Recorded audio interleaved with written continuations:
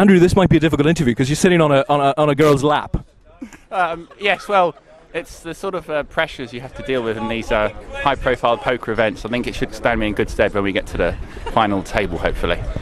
So how many chips are you starting day 2 with? I'm starting today with 81,000. I think I'm in 3rd place out of 29 people who are left. So it's a good position to be in. You've met a number of day 2s previously, but this would be perhaps the best position that you've reached day 2 in? Certainly, it's the time I've had the most chips. I've gone in, I think that there was one I went in before where I had quite a lot of chips and managed to get rid of them quite easily. I'm hoping not to do the same thing today. So obviously the pack is fairly tightly bunched, but do you think having chips gives you an advantage? I'm not being put off at all by what Dawn is doing there. I am.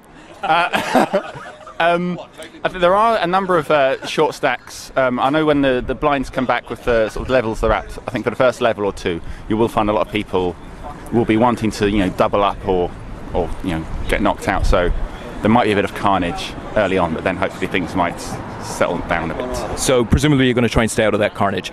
Yes, I am. I tend to get involved in carnage a bit too much, which doesn't tend to help.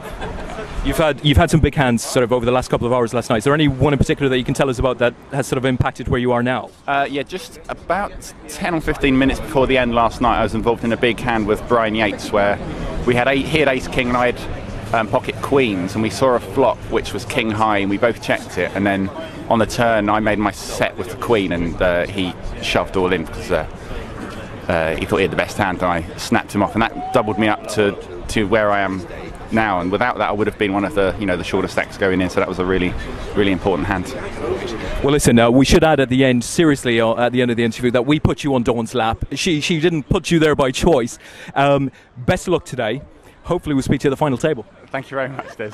Cheers.